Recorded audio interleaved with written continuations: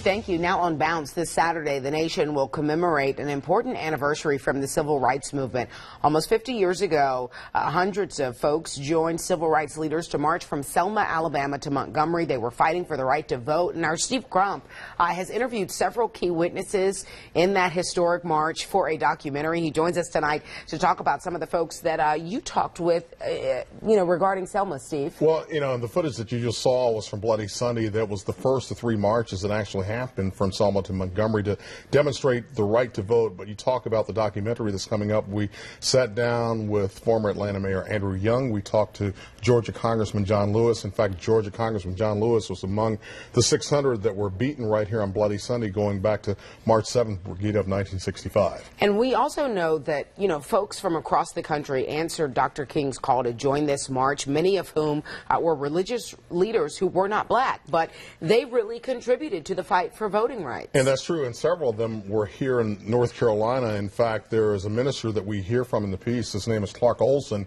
and he is a minister in Asheville and was along with Jim Reeb, who was beaten to death right after the second march known as Turnaround Tuesday. Also in that piece, there are a couple of other people from the clergy. There is a fellow by the name of Chuck Fager who worked with Quaker House out of Fayetteville, North Carolina. He now lives in Durham.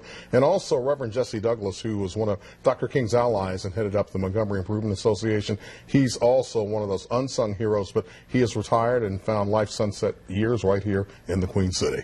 And I think another interesting component is that we hear from one of the youngest marchers who says that she left a note for her parents about her funeral in case she didn't make it. How did she get involved at such a young age? You are talking about 8-year-old Cheyenne Christenberg, and she was one of those where you talk about the era in itself. There were people that were 8 years old, 11 years old, 16 years old. And the amazing thing, you saw some of the footage from Bloody Sunday. She was caught in that melee, and the story that she tells is she was being carried by civil rights activist Hosea Williams, and basically she said, "Put me down because my feet are moving faster than you can carry me."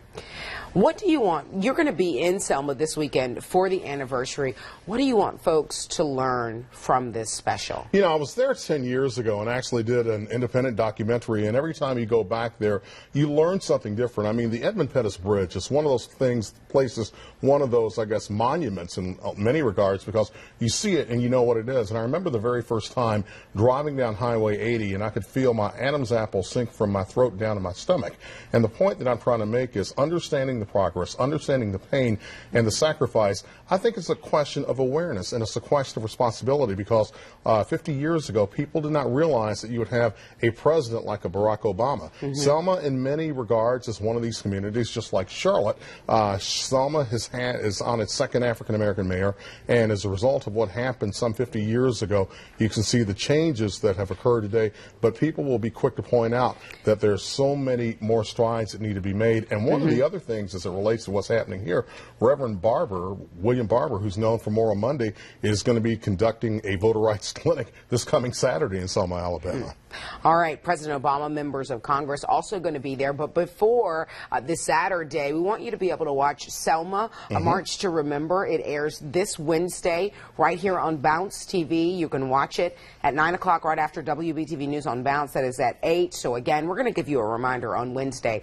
But Wednesday night, and the Bounce 9 Network, it's going to show from coast to coast. Okay, so nationally, it's an honor to be the face and the voice of that particular project. I'm very grateful for the folks here at Raycon Media for allowing me that opportunity. All right, Steve, we thank you for being here, and don't go anywhere much more on Bounce right after this.